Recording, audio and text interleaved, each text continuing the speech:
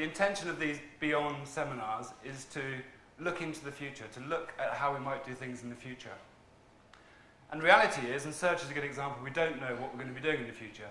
We can't predict. Who would have predicted 3 years ago that our first event was going to be about search? I probably would have said it would be about branding, or to be about websites. I never imagined it would be about search. Search has sort of come from nowhere. And equally, I suspect that in 2 years' time, we'll be treating search in a completely different way to the way that we treat it today. I actually believe search is a discipline, in that it's not just a medium. It's not about having a presence in front of someone when they're about to buy something. Search is much broader than that. The reality is, most people that we speak to, even though we might not admit it, most of us do treat search like a medium. Most of our search budget goes into pay-per-click.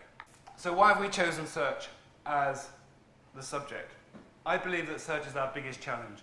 And it's a challenge because it's new, because it's changing, because it isn't a medium, and because it's constantly changing.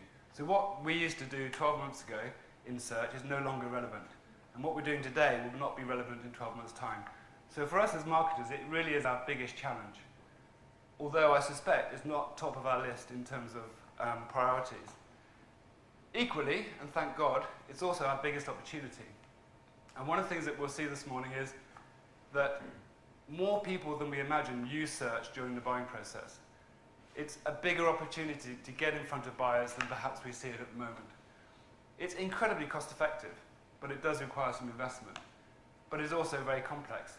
And because it's complex, not many people know how to do it. So if you know how to do it, it can give you a real competitive advantage. So as well as being challenging, it's also a big opportunity. And that's why we're talking about it this morning.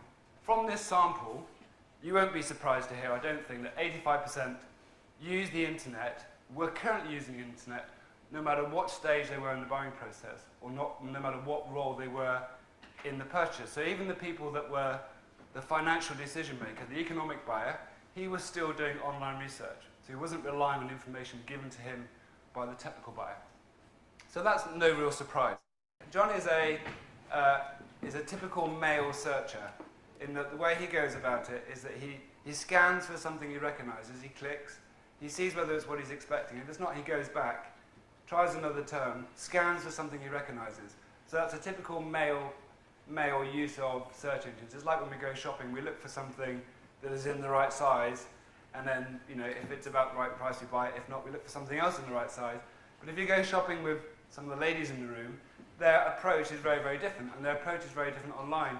What they tend to do is tend to be more methodical, so they tend to read the terms in more detail, choose something that feels about right, and when they click through to somewhere else, they tend to read that in more detail, so their behavior is very, very different.